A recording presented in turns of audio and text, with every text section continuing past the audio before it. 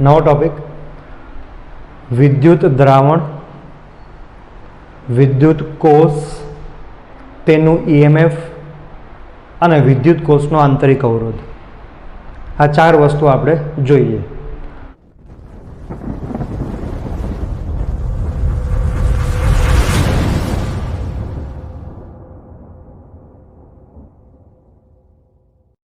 સૌપ્રથમ તો તમે બધા જ કેમેસ્ટ્રીમાં પણ વિદ્યુત કોષ વિશે ભણી ગયા છો। એવું નહીં કે ખાલી 12મા ધોરણમાં, સેકન્ડરીમાં પણ વિદ્યુત કોષ આપણે ભણી ગયા છે। આ વિદ્યુત કોષ બને કઈ રીતે, જરા એની વાત કરીએ।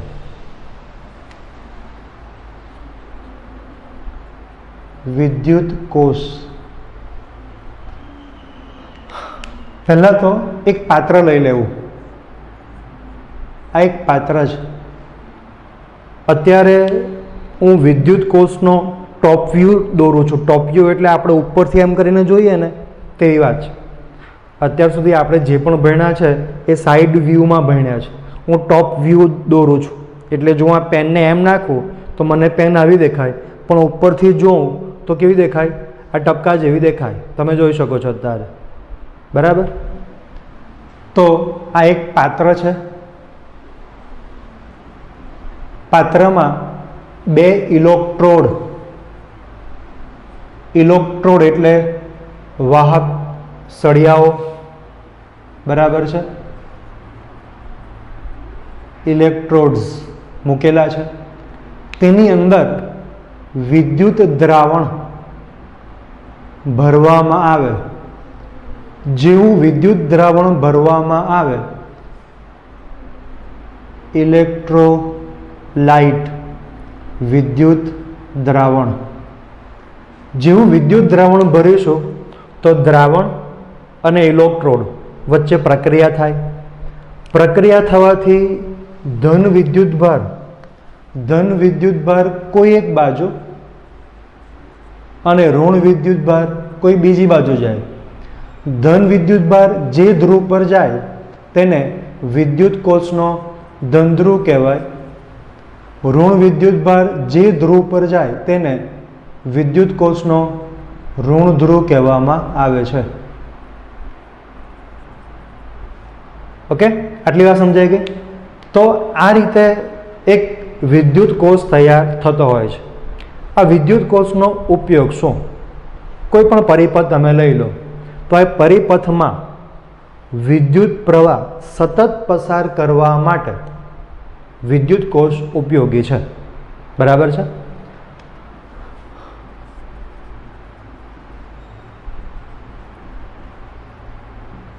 પરિપથમાં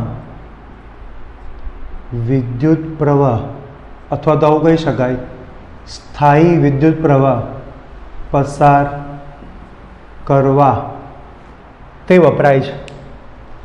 હવે આ જ આકૃતિને આ પ્રમાણે દોરું છું। આ આપણું પાત્ર છે। પાત્રમાં આ બે ઇલેક્ટ્રોડ્સ મૂક્યા છે। એક ધન વિદ્યુત ભારિત બન્યો, બીજો ઋણ વિદ્યુત ભારિત બન્યો। જે ધન વિદ્યુત ભારિત બન્યો એને આપણે P તરીકે દર્શાવ્યો, P ફોર પોઝિટિવ, N એટલે ઋણ નેગેટિવ। હવે આની અંદર ઇલેક્ટ્રોલાઇટ ભરવાનું છે। હવે આ જે ઇલેક્ટ્રોલાઇટ છે એ આ સળિયાને અડીને હશે, પણ આપણે અમુક વસ્તુ સમજવા માટે ઇલેક્ટ્રોલાઇટ આ પ્રમાણે દોરું છું।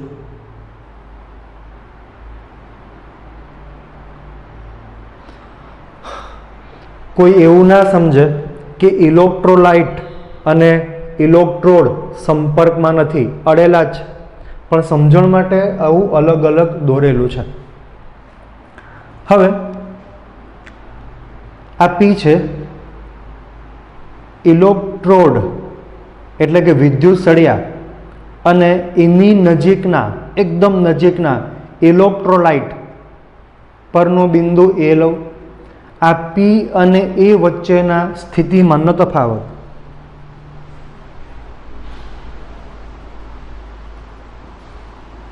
વિદ્યુત સળિયા P અને તેની એકદમ નજીકમાં રહેલા વિદ્યુત દ્રાવણમાંના બિંદુ એ વચ્ચેનું સ્થિતિમાન V પ્લસ ધન છે એટલા માટે.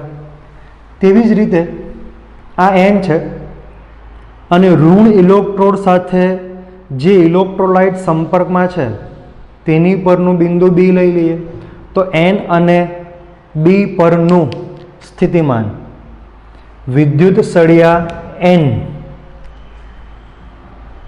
અને તેની એકદમ નજીકમાં રહેલા વિદ્યુત દ્રાવણમાંના બિંદુ B વચ્ચેનું સ્થિતિમાન શું થશે? VNB ઇઝ ઇક્વલ ટુ, આ ઋણ છે એટલે ઋણ સ્થિતિમાન. હવે આ જે V પ્લસ છે તે 0 કરતાં મોટું છે અને જે V માઇનસ છે એ પણ 0 કરતાં મોટું છે. હા, 0 હોઈ શકે, બરાબર છે, પણ ઋણ નથી. ઋણનો મતલબ એ થાય છે કે આનું સ્થિતિમાન આના કરતાં ઓછું છે. ઋણ એટલે ઓછું છે, બરાબર છે. અથવા તો આવું કહી શકાય કે આનું મૂલ્ય 0 કરતાં મોટું છે. ઓકે. હવે જ્યારે પરિપથમાંથી કોઈ વિદ્યુત પ્રવાહ પસાર ન થાય, પરિપથમાં વિદ્યુત પ્રવાહ વહેતો ન હોય એટલે કે I ઇઝ ઇક્વલ ટુ 0. હવે પ્રશ્ન એ થાય કે પરિપથમાં વિદ્યુત પ્રવાહ ક્યારે ન વહે? તો એક શરત એ બને કે જો પરિપથ ખુલ્લો હોય એટલે કે સ્વિચ ઓફ હોય તો પ્રવાહ ન વહે. અને બીજી શરત એ છે કે જો બે બિંદુ વચ્ચે સ્થિતિમાનનો તફાવત 0 હોય એટલે કે બે બિંદુ પર સ્થિતિમાન સરખું હોય તો પ્રવાહ નહીં વહે. તો અહીંયા પ્રવાહ નહીં વહેવાનું કારણ શું? વિદ્યુત દ્રાવણમાં સ્થિતિમાન બધે જ સમાન મળે. તો માટે P અને N વચ્ચેનો સ્થિતિમાનનો તફાવત, P અને N વચ્ચેના સ્થિતિમાનનો તફાવત VPN is equal to VPA minus VNB. VPA is equal to V plus minus VNB is equal to minus minus plus. આ જે સ્થિતિમાન છે આ સ્થિતિમાનને બેટરીનું EMF કહેવામાં આવે છે. અને શું કહીશું? બેટરીનું EMF. EMF એટલે શું? ઇલેક્ટ્રોન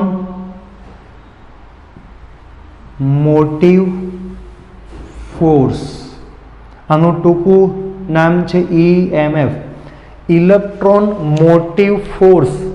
લખ્યું ફોર્સ છે પણ આ કોઈ બળ નથી, બરાબર છે. શું છે? સ્થિતિમાન જ છે. એટલે ઇલેક્ટ્રોન મોટિવ ફોર્સનો એકમ બળનો એકમ નહીં થાય પણ સ્થિતિમાનનો એકમ થશે. એકમ વોલ્ટ છે. તો ઇલેક્ટ્રોન મોટિવ ફોર્સ એકચ્યુઅલીમાં શું છે જરા એની વાત કરીએ. સમજો કે અહીંથી આ ધન વિદ્યુત ભાર જાય છે એટલે કે ઋણ પરથી ધન પર જાય છે. તો આ ઋણ પરથી ધન પર કોણ લઈ જાય છે? તો જ્યારે ઇલેક્ટ્રોડ અને દ્રાવણ વચ્ચે જે પ્રક્રિયા થઈ, રાસાયણિક પ્રક્રિયા, આ પ્રક્રિયાના કારણે જે ઉર્જા મુક્ત થઈ તેને આપણે રાસાયણિક ઉર્જા કહી શકીએ છીએ. એ ઉર્જા મેળવીને ધન વિદ્યુત ભાર ઋણથી ધન પર જાય છે એવું કહી શકીએ, બરાબર છે. તો ઋણ વિદ્યુત ભારથી ધન વિદ્યુત ભાર તરફ જતા રાસાયણિક ઉર્જાના કારણે ધન વિદ્યુતભારને જે ઉર્જા મળે છે, એટલે કે એકમ વિદ્યુતભારને જે ઉર્જા મળે છે તે ઉર્જાને બેટરીનું EMF કહેવામાં આવે છે. ટૂંકમાં કહીએ તો ઇલેક્ટ્રોન મોટિવ ફોર્સ શું છે? એકમ ધન વિદ્યુતભાર દીઠ રાસાયણિક ઉર્જાના કારણે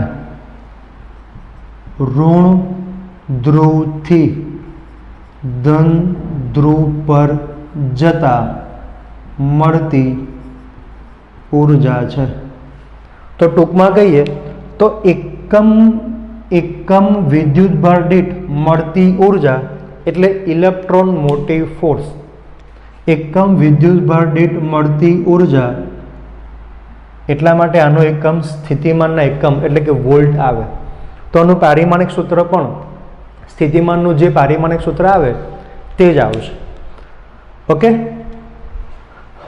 હવે આ જે સેલ છે એ સેલ સાથે વિદ્યુત કોષ છે એની જોડે બાહ્ય અવરોધ જોડવો છે. આની જોડે એક બાહ્ય અવરોધ જોડીએ આપણે. આ અવરોધનું મૂલ્ય R છે. આપણે પણ આપણા ઘરની અંદર એક સેલ લાવીને મૂકી દઈએ તો તેમાં વિદ્યુત પ્રવાહ પસાર નહીં થાય. વિદ્યુત પ્રવાહ ક્યારે પસાર થાય?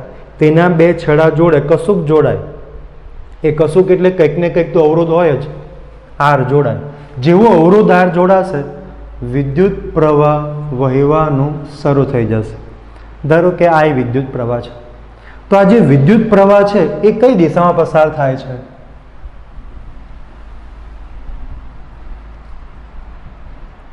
બાહ્ય અવરોધ R જોડતા R માંથી વહેતો પ્રવાહ, જો આપણે એવું જોઈએ તો P થી N તરફ જાય છે. તમે જોઈ શકો છો વિદ્યુત પ્રવાહ P થી N તરફ જાય છે. પ્રવાહ P થી N ની દિશામાં છે. જ્યારે વિદ્યુત દ્રાવણમાં એટલે કે વિદ્યુત કોષમાં પ્રવાહ, હવે આ જે પ્રવાહ છે એમ જાય તો ઓબ્વિયસલી અહીંથી પ્રવાહ એમ જ જશે. તો વિદ્યુત કોષમાં પ્રવાહ N થી P ની દિશામાં છે. આટલું ક્લિયર છે? હવે આ સ્થિતિમાં P અને N વચ્ચેનો સ્થિતિમાનનો તફાવત, આ સ્થિતિમાં P અને N વચ્ચેનો વિદ્યુત સ્થિતિમાનનો તફાવત V ઇઝ ઇક્વલ ટુ શું મળશે? V ઇઝ ઇક્વલ ટુ એક તો P અને A બિંદુ વચ્ચેનું સ્થિતિમાન વત્તા A અને B વચ્ચેનું સ્થિતિમાન વત્તા B અને N વચ્ચેનું સ્થિતિમાન ઇઝ ઇક્વલ ટુ P અને A વચ્ચેનું સ્થિતિમાન V પ્લસ છે, A અને B વચ્ચેનું સ્થિતિમાન IR છે. આ શું છે પછી વાત કરું છું. B અને N વચ્ચેનું સ્થિતિમાન V માઇનસ છે. એટલે આટલા વત્તા આટલા વત્તા આટલા. હવે આની વાત કરીએ જરા. EMF આટલી ઉર્જા લઈને એકમ ધન વિદ્યુતભાર ઋણથી ધન પર જાય છે. હવે એક સીધી વાત છે કે ઋણ ધ્રુવથી ધન ધ્રુવ પર જ્યારે વિદ્યુતભાર જાય છે તો વચ્ચે શું આવે છે? તો કે વિદ્યુત દ્રાવણ આવે છે, ઇલેક્ટ્રોલાઇટ આવે છે, એના અણુઓ આવે છે, એના પરમાણુઓ આવે છે. એટલે જ્યારે ઇલેક્ટ્રોન અથવા તો ધન વિદ્યુતભાર ઋણ ધ્રુવથી ધન ધ્રુવ તરફ જાય છે તો વિદ્યુત દ્રાવણના અણુઓ સાથે તેની અથડામણ થાય છે. હવે અથડામણ થાય એટલે એની ગતિ અવરોધાય. એની ગતિ અવરોધાય એટલે અમુક ઉર્જા વ્યય પામે. એટલે અહીંથી અહીં તરફ જાય છે તો એને આટલી ઉર્જા મળે છે. આટલી ઉર્જા લઈને તે જ્યારે ઋણથી ધન પર જાય છે તો અથડામણના કારણે અમુક ઉર્જા વ્યય પામે છે. આ વ્યય પામે છે એ ઉર્જા IR જેટલી હોય છે, અથવા સીધી રીતે વાત કરીએ તો A અને B વચ્ચે ઇલેક્ટ્રોલાઇટ છે, A અને B વચ્ચેનું સ્થિતિમાન કેટલું મળશે? V is equal to IR, જ્યાં R બરાબર વિદ્યુત કોષનો આંતરિક અવરોધ છે. આ બે વચ્ચેનું સ્થિતિમાન V is equal to IR, એમાં I એટલે જે પ્રવાહ પસાર થાય છે તે, બરાબર, વિદ્યુત પ્રવાહ એમ પસાર થશે. હવે દિશામાં જઈએ તો ઋણ આવે, એ વાત આપણે આગળની થિયરી કિર્ચોફના નિયમો એમાં બીજો નિયમ ત્યાં આપણે જોઈશું કે આ ઋણ શા માટે આવ્યું. અત્યારે આપણે ઉર્જાના સંદર્ભમાં વાત કરીએ છીએ એટલે ઋણ શા માટે આવ્યું? તો અમુક ઉર્જા વ્યય પામે છે. ઓકે, કેટલી ઉર્જા વ્યય પામે? તો સ્થિતિમાન એટલે ઉર્જા જ છે, એકમ વિદ્યુત ઘટિત ઉર્જા. તો સ્થિતિમાન શોધી લઈએ તો A અને B વચ્ચેનું સ્થિતિમાન કેટલું? V is equal to IR. I તો પસાર થાય જ છે, તો A અને B વચ્ચેનો અવરોધ કેટલો? ધારો કે R. આ R ને બેટરીનો આંતરિક અવરોધ કહેવામાં આવે છે. આ આંતરિક અવરોધ શાના કારણે મળે? તો કે વિદ્યુત દ્રાવણના કારણે મળે. કોઈ પણ કોષમાં વિદ્યુત દ્રાવણ તો હોય જ, ઇલેક્ટ્રોલાઇટ તો હોય જ, સૂકો હોય તો પણ હોય ને ભીનો હોય તો પણ હોય. ઓકે, એટલે R આંતરિક અવરોધ છે તો સ્થિતિમાન IR છે, ઉર્જા વ્યય થાય છે એટલા માટે ઋણ છે. ઉર્જાના સંદર્ભમાં વાત અત્યારે આ સમજીશું, પછી જ્યારે જોઈશું ત્યારે આ આપણને સીધે સીધું સમજાઈ જશે. ઓકે, તો V is equal to V plus plus V minus minus IR. V plus plus V minus is equal to આ જે V છે એને બેટરીના બે છેડા વચ્ચેનો ટર્મિનલ વોલ્ટેજ કહેવામાં આવે છે. હવે આ ટર્મિનલ વોલ્ટેજ શું છે? તમે માર્કેટમાં જાઓ, કોઈ પણ સેલ લઈ આવો, એ નવીનોનો હોય, એવરેડીનો હોય, કોઈ પણ કંપનીનો લઈ આવો. હવે જે સેલ છે એની પર લખ્યું હોય છે 1.5 વોલ્ટ. તો એ 1.5 વોલ્ટ શું છે? EMF છે. હવે એ 1.5 વોલ્ટ જો આપણે વોલ્ટ મીટર વડે માપવા બેસીએ તો અહીંયા 1.5 નહીં બતાવે, 1.5 કરતાં ઓછું બતાવે. શા માટે? તો કે 1.5 એ બેટરીનો EMF છે. જ્યારે તમે વોલ્ટ મીટર જોડ્યું, વોલ્ટ મીટર એટલે કંઈક ને કંઈક અવરોધ, એટલે પ્રવાહ પસાર થાય, અને પ્રવાહ પસાર થાય એટલે અમુક ઉર્જા વ્યય પામે, એટલે તમને વોલ્ટ મીટર 1.5 કરતાં ઓછી ઉર્જા બતાવશે. એ 1.4 પણ હોઈ શકે, 1.49 પણ હોઈ શકે, 1.5 નહીં હોય, ઓછું હશે. ઓકે, તો તેને ટર્મિનલ વોલ્ટેજ કહેવાય. પછી વોલ્ટ મીટર વડે વોલ્ટેજ માપ્યા પછી એવું નહીં કહેવાનું કે કંપનીવાળા છેતરે છે, લખે છે 1.5 ને આવે છે 1.5 કરતાં ઓછું. ઓકે, શા માટે ઓછું આવે છે તમે સમજાઈ ગયો છે. તો આ થઈ વાત ટર્મિનલ વોલ્ટેજની. આપણે વાત કરી કે વિદ્યુત પ્રવાહ વહે છે તો શું થાય. આપણે એ પણ જોઈ ગયા કે વિદ્યુત પ્રવાહ ન વહે તો શું થાય. ઓકે, તો એ જ વસ્તુ આપણે પાછું બીજી રીતે સમજીએ. ધારી લઈએ કે R જે છે ને તે અનંત છે, એટલે બાહ્ય અવરોધ જે આપણે જોયું તે અનંત મૂલ્યનો જોયો. જો બાહ્ય અવરોધ અનંત મૂલ્યનો હોય તો I is equal to V અપન R. પ્રવાહ કેટલો પસાર થાય? 0 પસાર થાય. જો પ્રવાહ 0 પસાર થાય, જો પ્રવાહ 0 પસાર થાય તો વોલ્ટેજ કેટલો મળે? આટલો મળે.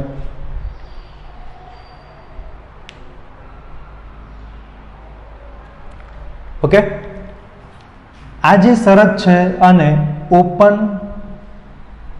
Circuit condition OCC, open circuit condition કહેવામાં આવે છે.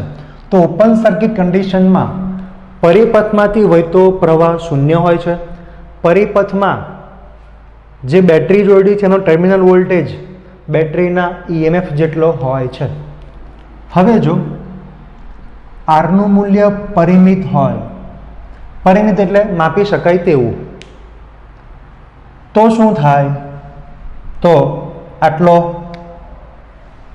તો સ્થિતિમાન v ઇઝ ઇક્વલ ટુ આટલું મળે, બરાબર છે. હવે આરના બે છેડા વચ્ચેનું સ્થિતિમાન કેટલું? તથા આરના બે છેડા વચ્ચેનું પોટેન્શિયલ ડિફરન્સ, આરના બે છેડા વચ્ચેનો પોટેન્શિયલ ડિફરન્સ કેટલો આવશે? તો કે v is equal to IR. આ બંને સમીકરણને સરખાવીએ માટે IR ઇઝ ઇક્વલ ટુ આવું થાય. આ સામે જાય તો સરવાળો થાય, I સામાન્ય કાઢી લો, R પ્લસ R, અને એને સામે લઈ જઈએ તો આવું એક સમીકરણ મળે આપણને. આ જે સમીકરણ છે એ સમીકરણને વિદ્યુત કોષનો પ્રવાહ કહેવામાં આવે છે. એટલે જ્યારે વિદ્યુત કોષ જોડીશું કોઈ અવરોધ જોડે તો કેટલો પ્રવાહ તેમાંથી ઉત્પન્ન થાય છે? તો કે આટલો પ્રવાહ ઉત્પન્ન થાય છે. હવે જો આરનું મૂલ્ય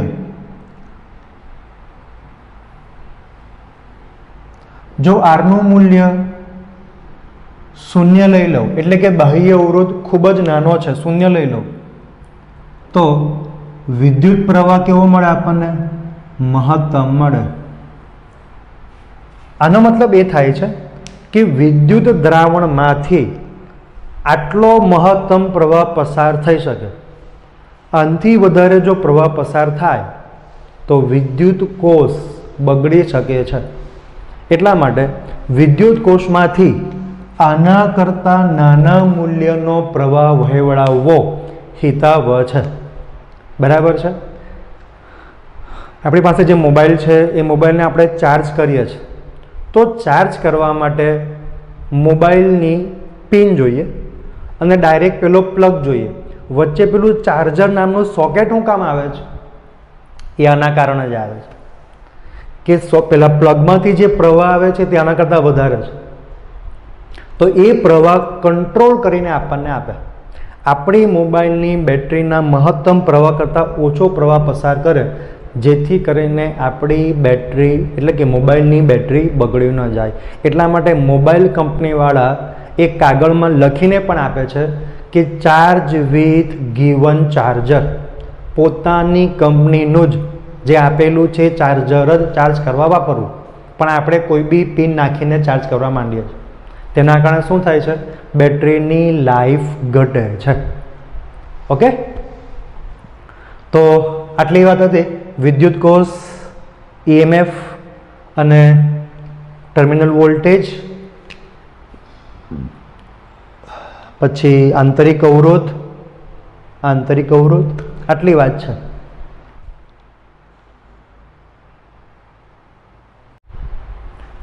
હવે આપણે વિદ્યુત કોષનું શ્રેણી અને સમાંતર જોડાણ ભણીશું. સૌપ્રથમ વિદ્યુત કોષનું શ્રેણી જોડાણ સમજીએ.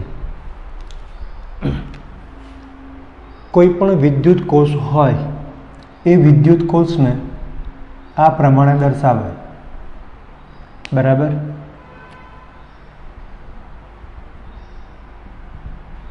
આ વિદ્યુત કોષનું EMF છે અને આ વિદ્યુત કોષનો આંતરિક અવરોધ છે અને આ એના બે છેડા છે. ઓકે, તો વિદ્યુત કોષનું શ્રેણી જોડાણ આ સમજવા માટે બે કોષ લઈએ.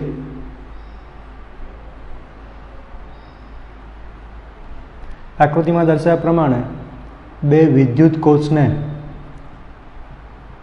શ્રેણીમાં જોડેલા છે. પહેલા વિદ્યુત કોષનું EMF ε1 અને આંતરિક અવરોધ R1 છે. બીજા વિદ્યુત કોષનું EMF ε2 અને આંતરિક અવરોધ R2 છે. હવે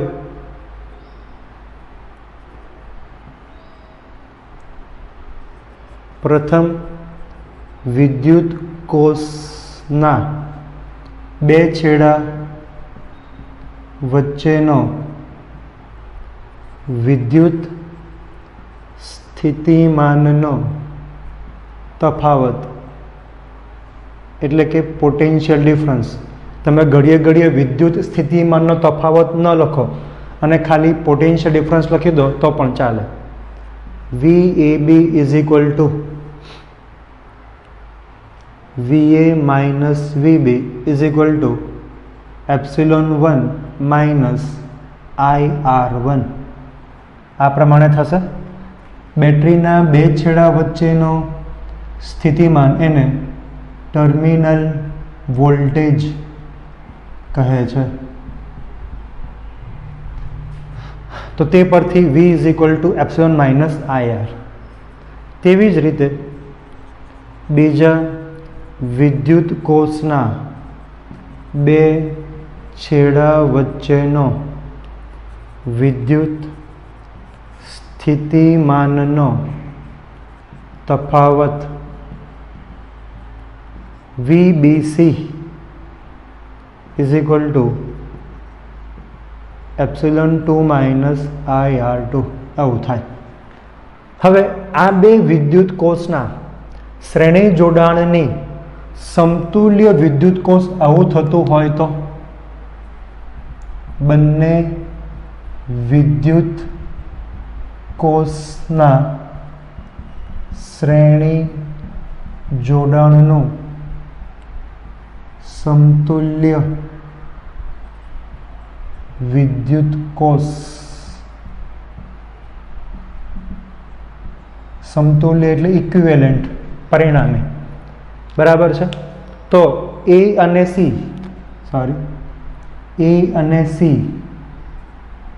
આ રીતનું A અને C વચ્ચેનો સ્થિતિમાનનો તફાવત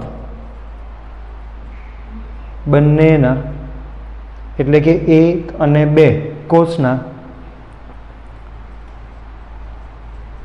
સમતુલ્ય EMF માટે A અને C વચ્ચેનો potential difference VAC is equal to VA minus VC થાય.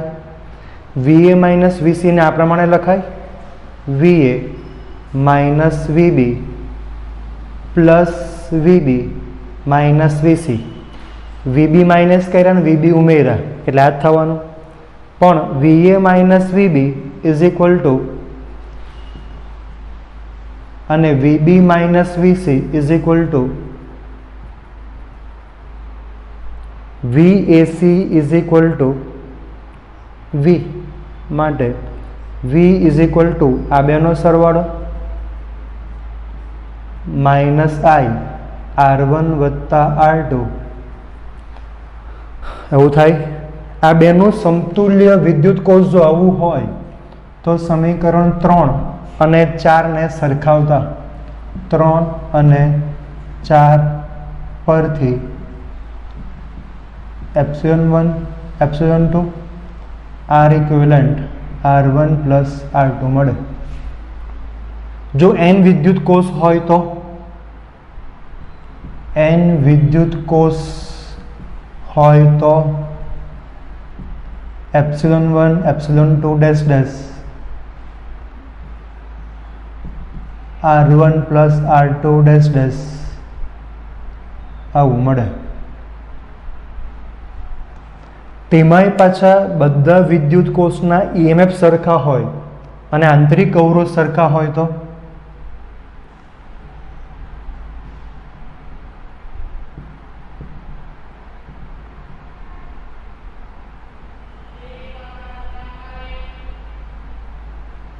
શું થાય? n એપ્સિલોન અને આ n r થાય. હવે વિદ્યુત કોષની અંદર ધન ઋણ અને સહાયક સ્થિતિ કહેવાય. આ જે સ્થિતિ છે એ સહાયક સ્થિતિ છે. જો વિરોધક હોય તો વિરોધક એટલે ધન ઋણ ધન અથવા તો ઋણ ધન ધન ઋણ ઋણ ધન વિજાતીય છે એટલે સહાયક છે, સજાતીય ભેગા થાય તો આ વિરોધક કહેવાય. તો વિરોધક હોય તો બેમાંથી કોઈ એક ઈએમએફ ને આપણે ઋણ લેવાનું. ઓકે, જે મોટું હોય તેને ધન લેવું, જે નાનું હોય તેને ઋણ લેવું. માટે ઇક્વિવેલન્ટ થાય એપ્સિલોન 1 માઇનસ એપ્સિલોન 2. જો એપ્સિલોન 2 મોટું હોય તો આને ધન લેવું, આને ઋણ લેવું, તો આ થશે. બરાબર, કોઈ ફરક પડતો નથી. ઓકે, તો આ થયું વિદ્યુત કોષનું શ્રેણી જોડાણ. હવે આપણે બેટરીનું એટલે કે વિદ્યુત કોષનું સમાંતર જોડાણ ભણીશું. આપણે જાણીએ છીએ તેમ કોઈ પણ વિદ્યુત કોષને તેના ઈએમએફ અને આંતરિક અવરોધ વડે આ પ્રમાણે દર્શાવવામાં આવે છે. તેના બે છેડા વચ્ચેનો voltage V epsilon minus IR કહેવામાં આવે છે. બંને વિદ્યુત કોષના સમાંતર જોડાણનું સમતુલ્ય વિદ્યુત કોષ આટલું છે એવું આપણે આગળની થિયરીમાં મેળવ્યું હતું, તે બેઠું અહીં લખી રાખ્યું છે. હવે આપણે જોઈએ વિદ્યુત કોષનું સમાંતર જોડાણ. આકૃતિમાં દર્શાવ્યા પ્રમાણે બે વિદ્યુત કોષ જેમના ઈએમએફ અને આંતરિક અવરોધ અનુક્રમે એપ્સિલોન 1 R1 એપ્સિલોન 2 R2 છે.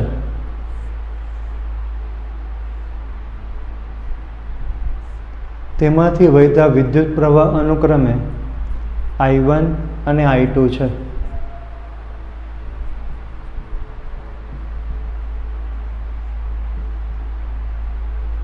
ઓકે, તો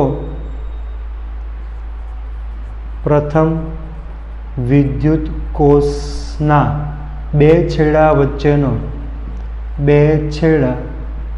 A અને B વચ્ચેનું potential difference VAB is equal to epsilon 1 minus I1 R1 તથા બીજા વિદ્યુત કોષના બે છેડા, બીજા માટે પણ આ બે છેડા થવાના છે, A અને B વચ્ચેનું potential difference VAB is equal to epsilon 2 minus I2 R2. હવે આ બંને છેડા વચ્ચેનો સ્થિતિમાન સરખો જ છે, એને આપણે V લઈ લઈએ.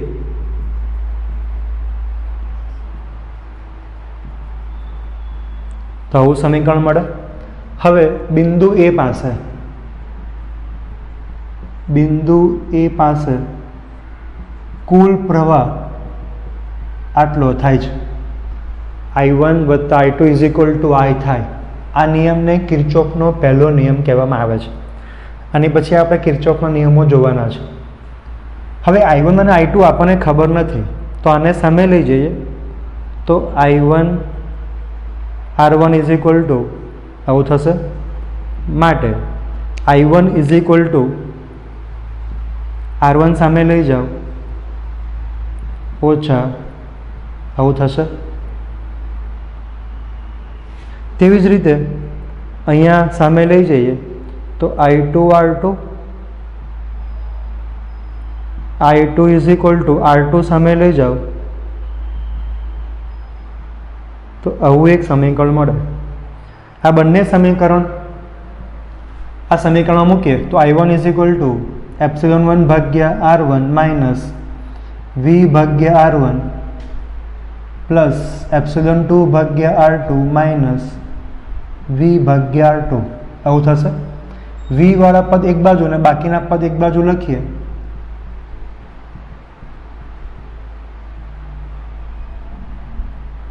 માઇનસ V સામાન્ય 1/R1 પ્લસ 1/R2 આવું મળે. હવે क्रॉस गुणाकार करिए एप्सिलॉन 1 R2 वत्ता एप्सिलॉन 2 R1 भाग्या R1 R2 R2 एकू R2 वत्ता R1 एकू R1 भाग्या R1 R2 आ बंने सरखा है लसा काढ़ीए सामे लई जईए गुणाकार में आवशे I R1 R2 is equal to ओछा आने सामे लई जईए अने आने एम सामे लई जईए तो आ धन थशे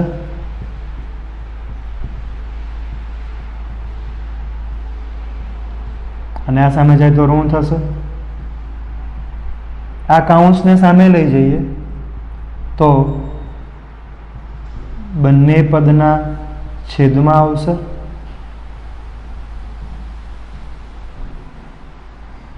आवुं करवा पाछळनुं कारण ए छे कि आपणे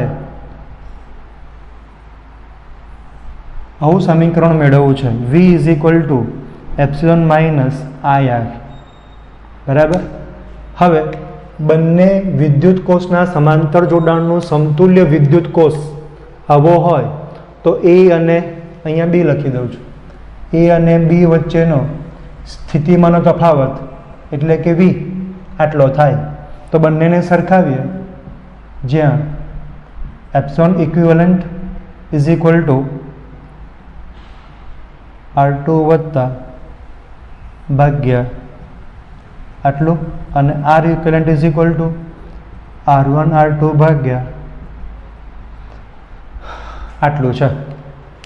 ओके हवे आ जे छे आ समीकरण परथी पण आपणे आवुं कही शकीए के एप्सिलॉन इक्विवेलेंट भाग्या R equivalent is equal to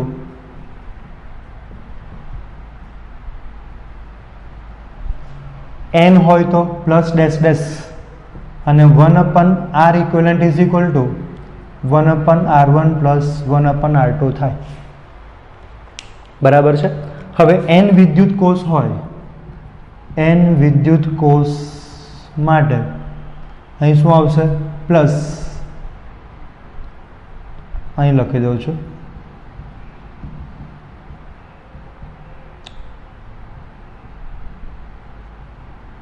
dash dash n અને R equivalent is equal to 1/R1 1/R2 dash dash आवुं थाय। हवे धन अने धन ऋण अने ऋण धन एक बाजू ने ऋण एक बाजू होय तो आने सहायक कहेवाय आ सहायक छे जो एक धन अने आनो ऋण होय तो आने विरोधक कहेवाय एटले के विरोधक मां थई गयुं विरोधक मां नियम प्रमाणे आपणे जे जोयुं ते जे मोटो होय तेने धन लेवानुं जे नानो होय तेने ऋण लेवानुं जे मोटो होय मानो के एप्सिलॉन 1 मोटो छे तो आने धन लेवानुं अहींया ऋण आवे बराबर। जो आ मोटो छे तो आ धन ने आ ऋण आवे। जो एप्सिलॉन 2 मोटो गणीए एप्सिलॉन 1 नानो गणीए तो आने धन लेवानुं अने ऋण लेवानुं बराबर छे।